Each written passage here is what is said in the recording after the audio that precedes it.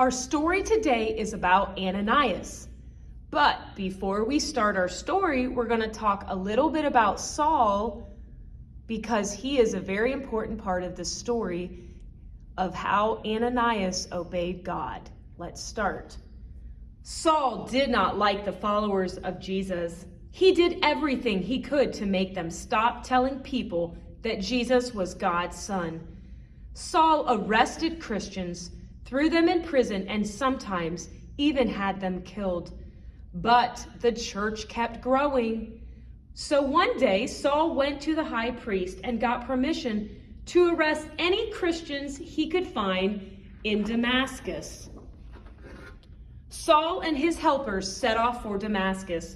Just before they reached the city, a blinding light from heaven flashed, and Saul fell to the ground.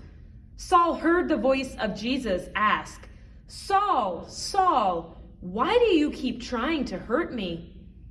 Then Jesus' voice told Saul to go to Damascus and wait to be told what to do. When Saul got up to obey, he couldn't see anything.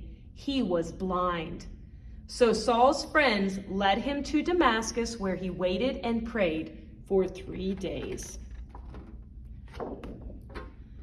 God spoke to a church leader named Ananias and told him to heal Saul of his blindness.